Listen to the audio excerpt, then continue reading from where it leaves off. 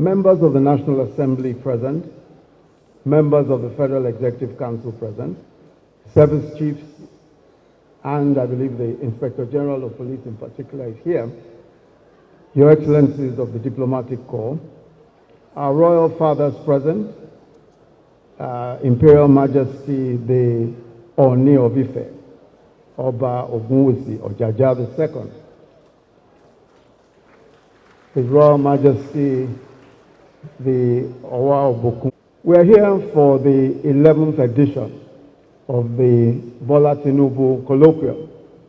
This is a yearly development gathering, a yearly gathering where we try to question and interrogate some of the difficult questions on economic and social development, not just in Nigeria, but across the world.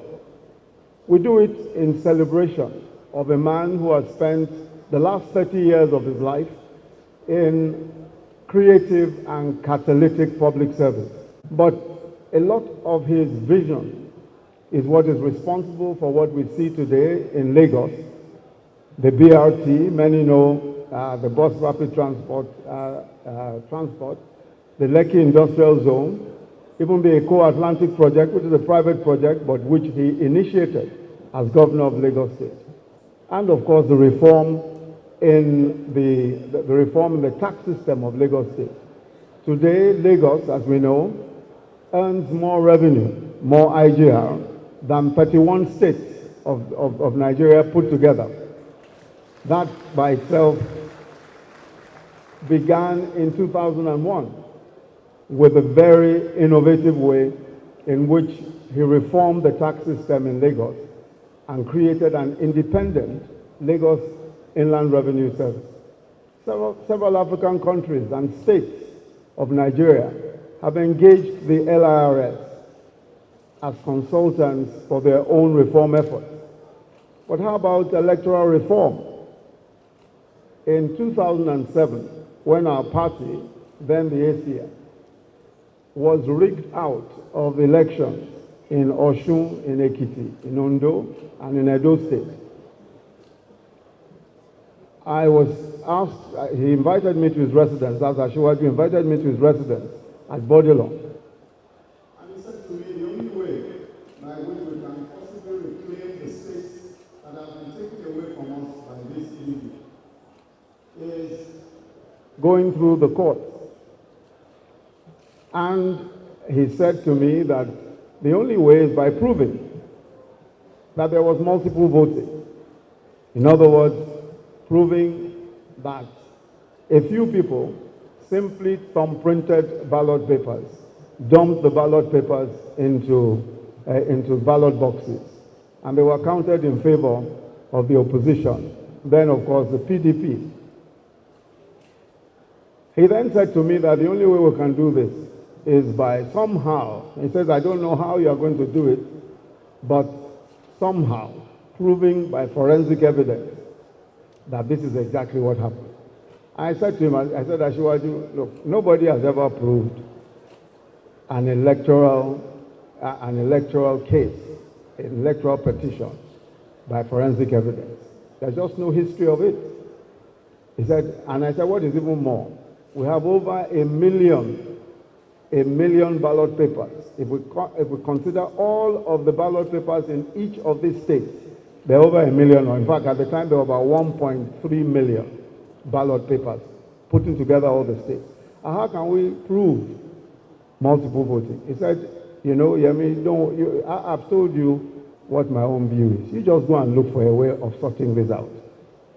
So I went to the UK and met with possibly the most experienced fingerprint expert in the entire United Kingdom, a gentleman called Adrian Forty, introduced to me by some of the QCs who I'd worked with in the UK. And when I told Adrian Forty the enormity of the problem, he laughed and almost fell off his chair. He said, in all my own almost 50 years of experience as a fingerprint expert, I have not even done up to 4,000 fingerprints. You are now saying that I should come and do 1.3 million fingerprints. Come on, I mean, that's almost impossible. Anyway, so we parted that day, that was a Thursday. And then he called me back on the Monday and said, let's talk again about this crazy thing that you had suggested. And we sat and talked about it. And somehow we designed a way. He said, of course, we used a bit of technology. But most importantly, we were able to get fingerprint experts. He said to me, the only way is to get the number of fingerprint experts that have never been assembled before. I said, about how many? He said a minimum of 50 fingerprint experts. In the end, we hired 63 fingerprint experts, 63. 50 of them were from the UK police. What was even more interesting about that was that even to get the UK police to support us, Asiwaju had to come all the way from Nigeria to come and talk to friends and people who he knew to try and persuade the authorities to let us use the UK police. In the end, they allowed us to, of course, in the spare time of those policemen. And we got an additional 10 policemen. Altogether, 63 policemen, working flat out for almost 6 months. We were able to put together for the first time, definitely in the history of electoral petitions anywhere in the world, we were able to put together a solid forensic case that showed that all of the places where we were defeated, it was on account of multiple thumbprinting. And we also demonstrated that it was impossible for those who said they voted. For instance, we showed that if you cast 20,000 votes in a particular unit, when we calculated the time that it takes to cast one single vote, it's usually above 5 minutes. But we discovered that our friends in that other political party were able to cast their votes in 5 seconds because all they were doing was simply thumbprinting. They just simply take out a booklet and thumbprint as many as possible. So we were able to demonstrate all of that in court. Cut a long story short, one by one, we were able to get back the states that had been taken away from us.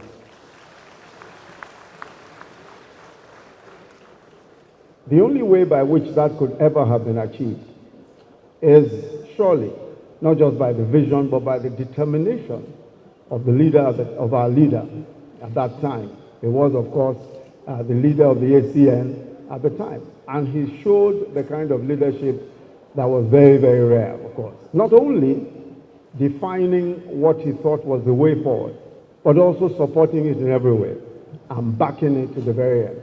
The last state that we finally won was Osun State. After almost 3 years of battling, we finally won Osun State. And I think that, one of the things that you will say that all of us will agree with about our celebrant today is just that his dogged attitude, his refusal to accept no for an answer. Asiwaju also pioneered merit in cabinet appointments in particular. And I want to emphasize this because one of the major drawbacks that we have as a nation is that way by which we are blindsided into thinking that we can avoid merit and expect to achieve great things. We simply cannot avoid merit. I think Asiwaju demonstrated in the years when he was governor that political appointments, especially cabinet appointments, he simply looked for those that he considered the best possible material at the time, wherever they were from. So for the first time in the history of Lagos State, we had cabinet members from other parts of the country, beginning with other parts of the Southwest. Rauf Aregbesola, of course, is from Osun State. I from Ogun State. Wale Edun from Ogun State. Afawari from Delta. He became the first commissioner for land.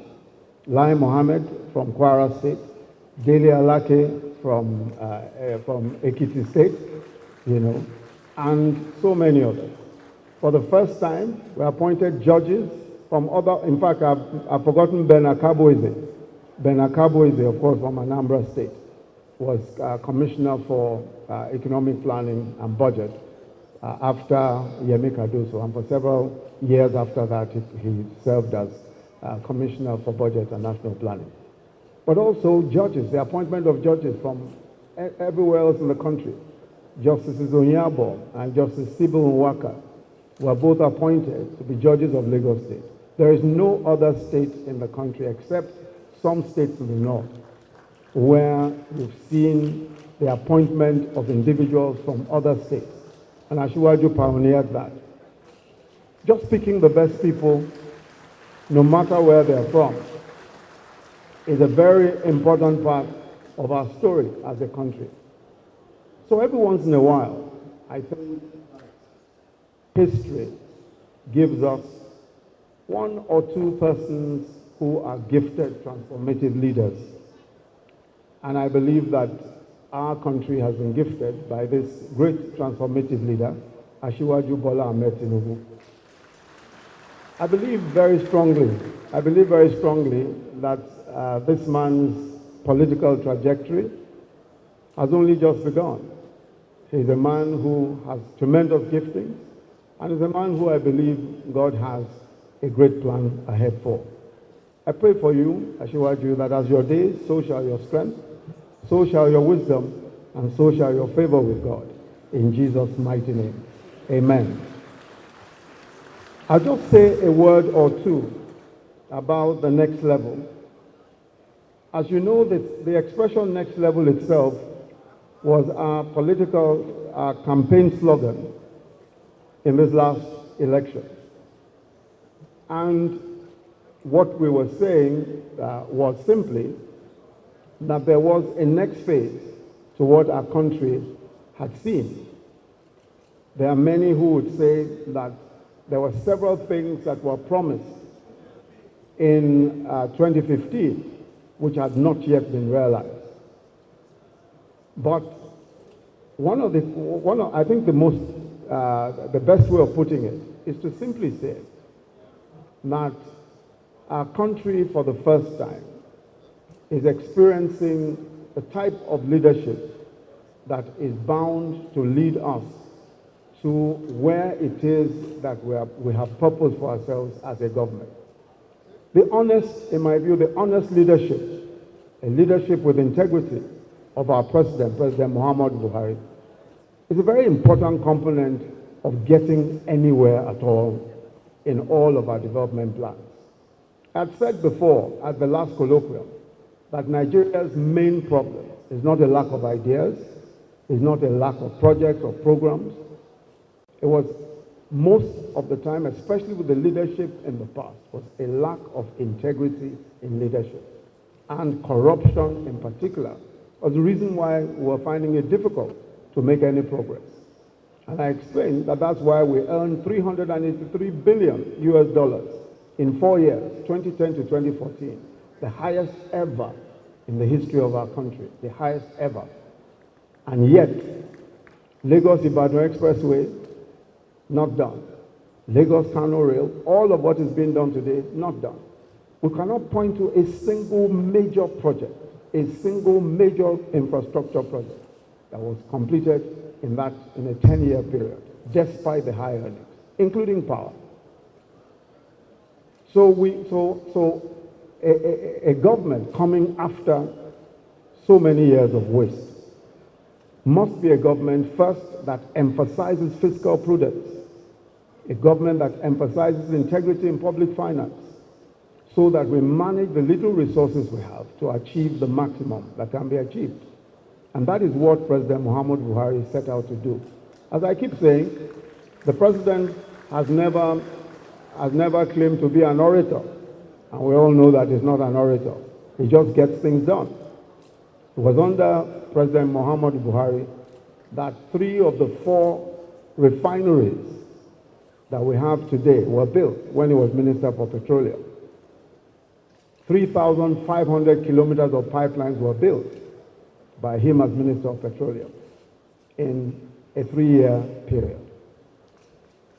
So there's a track record here, not of talking, but of just getting things done. And this is what we've seen in the past 4 years. That is why we're able to put aside the money for the Lagos-Ibadan Expressway, and that is going on apace at the moment. That is why we've opened the first phase of the Lagos-Kano Railway, and that was commissioned just a few weeks before, a couple of days, I think it was just last month, that was commissioned, the Lagos-Abeokuta-Ibadan phase of that project. The Takwewari Railway, now completed, after 35 years of being on the books. The Abuja Rail, the light rail project here in Abuja, started in 2005. Budget after budget, never completed. Was completed also at the end of 2017. Now we have that light rail. Now we have that light rail from the airport to Idu. And same as several other projects, several other major infrastructural projects. Mambila Hydro has been on the cards for 40 years. We've just put together the resources to begin that project. And we will complete this project. So for us, infrastructure is critical at the next level. You cannot have power, you cannot have a situation where you have the kinds of power situations we have today and expect transformative development. That is why we're focused on power and other infrastructure. We're focused on fixing the infrastructure in our country. And we believe that if we're able to fix the infrastructure, the roads, the rail, and especially power, we'll be able to make significant progress. Today, our rail project starts from the Apapa port so that we're able to clear the congestion in that port because the rail, the Lagos-Kano rail, begins from the Apapa port and we can start taking out cargo from the Apapa port using rail as an alternative means of transportation. The same is true of agriculture, and you just heard our partners from Brazil talking about the agro-industrial phase of agricultural development. And we're committed to that project because we believe that that is what will transform the agro-industrial phase of our planning. And that's what will transform agriculture in this country and create the additional jobs that we require. It's not enough to have farmers everywhere. We need the refining capacity, we need the processing capacity. And that is what our partnership with the Brazilians will provide for us. Same is true of the reforms that we're making in education and healthcare. Today, the emphasis is on digital literacy. The emphasis is on training our teachers to be able to train the next generation of children in school. And we're focused on doing so using some of the methods that we've described very comprehensively, not just in the ERGP, but in our next level document, which I hope will be made available today. So we're focusing on science, technology, engineering, arts, and maths, not STEM, but STEAM, because we've added arts to it. We're focusing on training young people in digital skills, critical thinking, and various other skills that are necessary for the sorts of jobs that the 21st century will provide. The same is true of healthcare. Our focus on healthcare will be on national health insurance because we cannot finance healthcare by the budget alone. It's compulsory national health insurance that's going to open the doors for financing healthcare, or financial healthcare for us. Finally, we're also talking again about social investment, our social investment program. At the next level, we're of course going to expand the social investment program. At the moment, the program is the biggest of its kind anywhere in the African continent, where we are feeding every day in our school feeding program 9.2 million children across 26 states, every single day. That program is important not just from the point of view of providing nutrition for many of the young people in public schools, many of whom come from very poor parents, and many who may not be assured of a decent meal a day. That is a very important program for us also because of the multiplier effect on agriculture and also on distribution of those products, and of course those we employ as cooks and other services. The same is true of our trader money program, the Government Enterprise and Empowerment Program, GEEP. Trader money, market money, and all of that, where we're giving money to the bottom of the trading pyramid in Nigeria. We lend them it's a program, of course, as you know, of the Bank of Industry. We lend 10,000 naira to this bottom of the pyramid traders. Once they repay, we give them 15,000 naira. All of this is done on an electronic platform and it's on their mobile phones. And they get 15,000 naira when they pay back 20, 25, all the way up to 100. The same is true of our market money, which we give to cooperatives. And we've done, so far, trader money almost over 1 million, and market money, which is to the cooperatives, almost 500,000. And we intend to expand the scope of that. We also intend to expand the scope of our Empower program, which is our jobs program for young people, young graduates coming out of school and some non-graduates. At the moment, we're engaging 500,000 of such young people and paying them every month. Most of them now have a device, such as I have, which contains training materials for enhancing their employability skills. And that device also helps us to track several things that we want to track, and also helps them to provide services, especially survey services, marketing, research and marketing services to people who may engage their services. We intend to expand that program because we must expand the program. 1.7 million people come out of school and are looking for jobs every single year. We're able to bridge that gap with engaging 500,000 of them as soon as they get out of the youth corps. But we need to expand that. If we don't expand it, of course, the numbers continue to increase. So the next level promises to be exciting. It promises to be as challenging as possibly where we're coming from. But as the president has said repeatedly, we have no other focus, we have no other commitment but the progress of this country. And we will ensure that step by step we get to where it is that we promise the country that we're taking the country to. So I want to say to you all that the next level is for all of us. And I urge that all of us cooperate to take us to this next level. So on behalf of the President, Muhammadu Buhari, who I represent here today, again I'd like to wish Osinbajo Bola Ahmed Tinubu a happy birthday and say thank you all very much for making the time to come to this event. God bless you all.